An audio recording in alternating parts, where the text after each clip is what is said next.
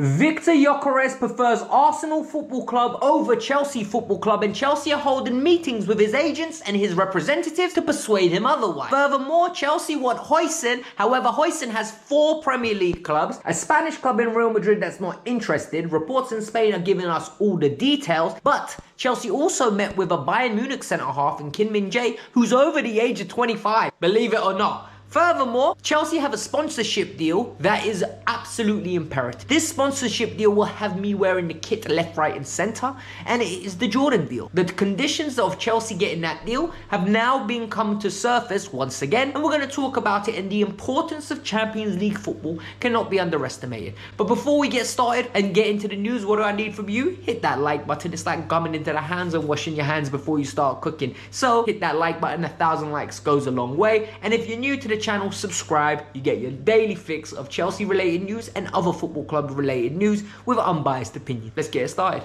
When it comes to Victor Gyökeres, he might not be my first choice. However, the quality is absolutely unreal. We all know Victor Gyökeres has proven himself across 2 seasons now as a gun. The numbers he's putting up, you can't disrespect. Even if you think Liga NOS is not the level of league that translates to the French league or the Spanish league or the English league or the Italian league, yo, the numbers are impressive. He's doing it at international level against weaker sides, but we have to respect it. You know, we can't knock the grind. The reality is, though, he's got 58 GNA after another hat-trick in 46 games. And reports now in Portugal are coming out with one thing. He prefers Arsenal.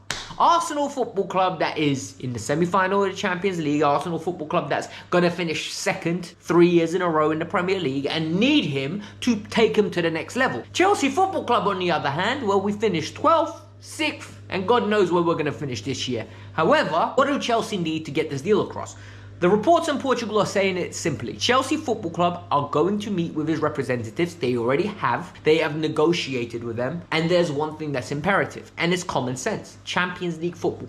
If we get Champions League football, then it becomes a money game. Can we offer wages? Can we discuss it? Can we offer a pathway? Can we sell the project?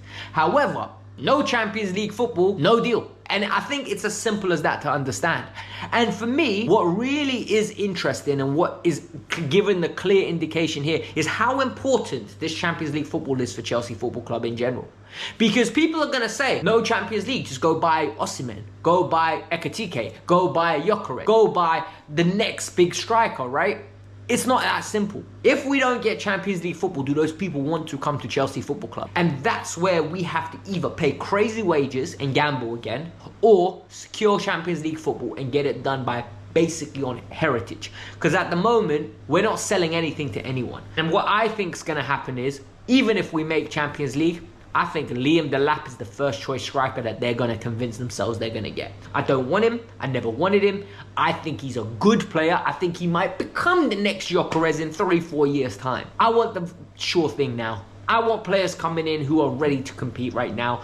This squad has too many potential players, and these potential players need guidance. These potential players need leadership. These potential players need someone that carries the load on their shoulder. And the reality is, if you look at Barcelona, for every Lamine Yamal, for every Pedri, for every Gavi, for Kubasi, Balde, they've got so many experienced players. Araujo, experience. You've got, what's it called, Lewandowski, experience. Ter Stegen was experienced. Now is Szczesny, experienced. There is experience in there to hold their hand. There is experience there when things are bad. I'll do the interview. I'll talk. Don't worry, we're going to win today. We don't have that. And we need to supplement this squad with an injection ASAP of some experience. Because experience means a lot as long as those players have quality. I don't want Hujisen experience. I don't want experience from KDH. I need genuine quality. That's my personal opinion. On to the next story. It gets very interesting when Chelsea starts getting linked with players that I really like. However, they're very young. Because what is happening here is something that I'm going to sound like a hypocrite, right? I'm saying I don't want young players. However, Hujisen we're linked with, and I say, well, you know what? I'd rather prefer a Hujisen to a Mark Guehi. I'd rather prefer a Hujisen to a Kim Min-jae. And we're linked with both players. Let's start with Kim Min-jae. What's going on? Kim Min-jae's agent, according to reports in Spain and Germany, has met up with a lot of people, Chelsea being one of them. He is taking this player around Europe and he's basically telling them who wants to buy. And football is a fickle sport, right? Because within 18 months, your reputation can go from here to here. Why do I say that? When he was at Napoli, this guy was absolutely amazing. This guy was touted as the next big thing. This guy I was told, was going to be an unreal centre-half, and he's going to basically be one of the top 10 centre-halves in the world. Goes to Bayern Munich, mistake after mistake after mistake. Similar tale to Upamecano. Now he's linked with Chelsea, and in this iteration of Chelsea, 27-year-olds, I'm like, I don't want him. I don't think he's good enough. And this tells me one thing. Either I am still a snob, or this guy isn't good. From what I've seen of him, I've not been to him. But I am not a Bayern Munich connoisseur. I don't watch every game. I watch the occasional game. I watch highlights when mistakes happen.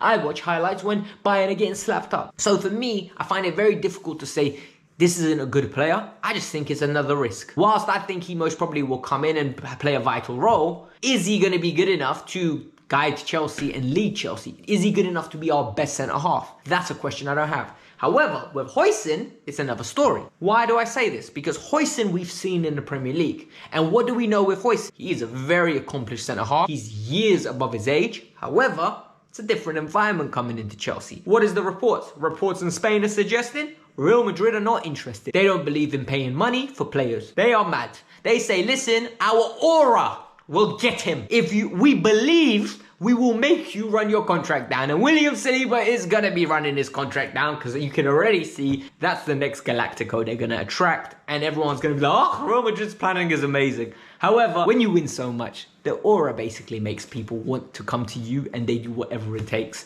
So it's one of those things. With Hujisen though, Madrid don't want him. There are 4 clubs that do. Chelsea, Liverpool, Spurs, and Man United. And for me now, this is super interesting. This is super keen, right? Because I see 2 of them not being challengers if they don't win the Europa League, and Bilbao win it. If Spurs don't win it, why would Hujisen go from Bournemouth to Spurs? It's a step sideways. I'm dead serious. Maybe a slight step up, but it's not. Manchester United, be serious, man. What is he doing going to Manchester United in this current iteration? It's a mess. They won't even have the money to fund. Liverpool, if they want him, I think they'll have preferential treatment. They're the champions of England. They're going to have that kind of pull where it's, hey, Benate's going, you're going to come in, you're going to be partnered by Virgil van Dijk. We will guide you, we will develop you, we will nurture you. And you can't compete with that as Chelsea. However, Chelsea Football Club are quietly confident that they can get this deal across the line. They're most probably going to use London as an attraction point. They're hoping that we have Champions League football, and they want him ready for the Club World Cup. This is a lot of ifs here. Do you know what I mean? There's a lot of ifs here. So we'll see how it works out.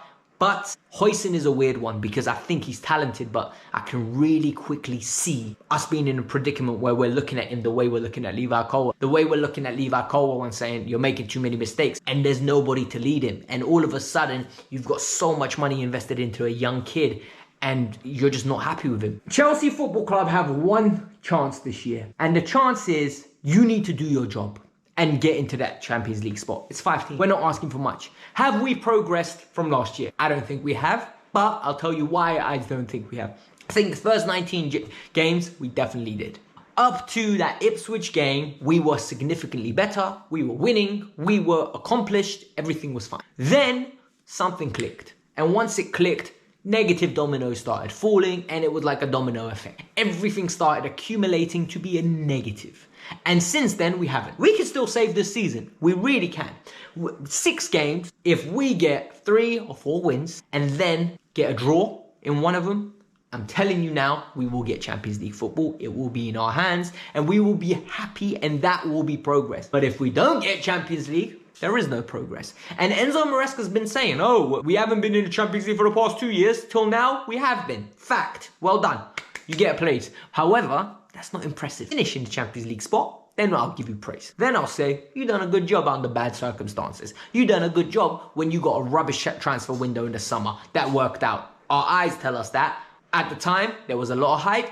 I didn't like it. I didn't like the KDH signing. I didn't like the Tosin signing. People cooked me. They said Newcastle won him. Must be good. I said no. I liked Felix. Felix never got a chance. I liked Neto. I was wrong. I was wrong about Neto. I didn't take into account that Neto played on a transitional team, and against low blocks is a completely different ask, and he turns into a donkey.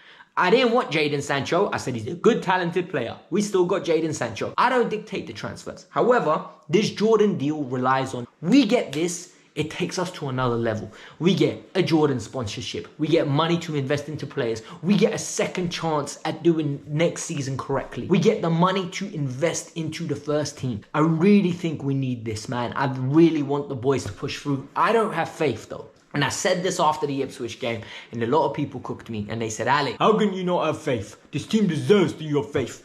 Oh, you're clueless." When you don't beat Ipswich, I can't sit here and tell you I think we're going to do it. I really can't. Reece James also came out and was very vocal about his unhappiness with Chelsea's performance and absolutely berated the players. So for those of you that want to go see that, the link is over here. Go check it out in great detail.